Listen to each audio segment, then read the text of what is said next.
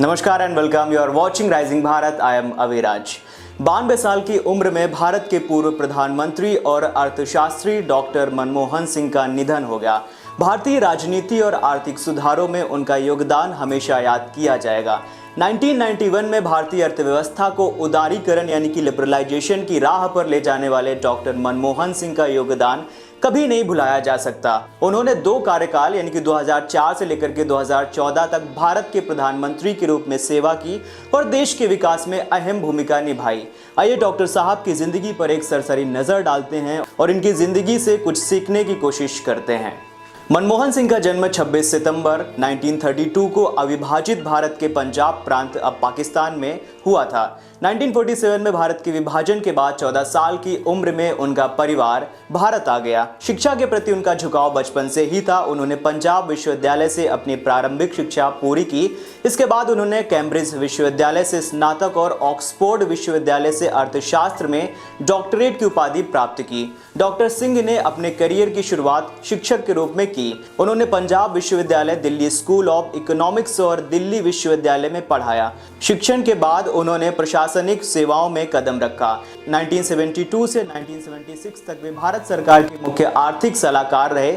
इसके बाद 1982 से 1985 तक भारतीय रिजर्व बैंक के गवर्नर के रूप में कार्य किया। 1985 से 1987 तक वे योजना आयोग के अध्यक्ष भी रहे। मनमोहन सिंह साल 1991 में भारत के फाइनेंस मिनिस्टर के तौर पर उभरे। ये ऐसा दौर था जब देश की आर्थिक हालत बहुत ज्यादा खराब थी।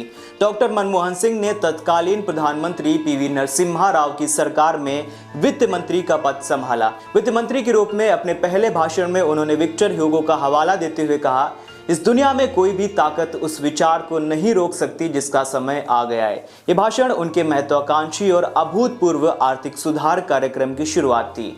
उन्होंने टैक्स में कटौती की, रुपए का अवमूल्यन किया, सरकारी कंपनियों का निजीकरण किया और विदेश निवेश को भी बढ़ावा दिया। इससे अर्थव्यवस्था में सुधार हुआ, उद्योग तेजी से बढ़ रही महंगाई पर काबू पाया गया और 1990 के दशक में विकास दर लगातार ऊंची बनी रही। उन्होंने भारतीय अर्थव्यवस्था को उदारीकरण, निजीकरण और वैश्वीकरण की ओर ले जाने वाले ऐतिहासिक सुधार भी किए।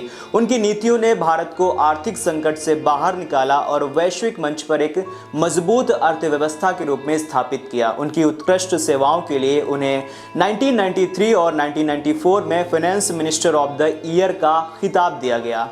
मनमोहन सिंह की एक और पहचान है एक्सीडेंटल पीएम। चलिए अब जानते हैं कि डॉक्टर साहब का प्रधानमंत्री के रूप में क्या योगदान रहा है और उनका ये सफर कैसा रहा। मनमोहन सिंह को बहुत अच्छी तरह से पता था कि उनका राजनीतिक जनाधार नहीं है।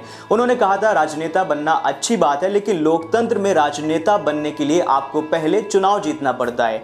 लेकिन जब उन्होंने 1999 में लोकसभा का चुनाव जीतने की कोशिश की तो निराशा ही हाथ लगी। हालांकि कांग्रेस ने उन्हें राज्यसभा में भेजा। 2004 में भी ऐसा ही हुआ। तत्कालीन कांग्रेस अध्यक्ष सोनिया गांधी की प्रधानमंत्री बनने से जब उन्होंने इनकार कर दिया तो उस वक्त मनमोहन सिंह पीएम बने। 2004 में डॉक्टर मनमोहन सिंह भारत के 13वें प्रधानमंत्री बने।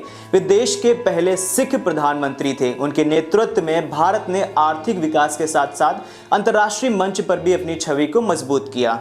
उनके टेन्योर में सूचना प्रौद्योगिकी और शिक्षा के क्षेत्र में बड़े बदलाव हुए। 2010 में उन्हें सऊदी अरब के order of king Abdul Aziz और 2014 में जापान के grand cordon of the order of the Paulownia flower से सम्मानित भी किया गया। 1987 में उन्हें भारत सरकार ने पद्म विभूषण से सम्मानित किया। उनके नाम पर कई राष्ट्रीय और अंतर्राष्ट्रीय पुरस्कार भी दर्ज हैं।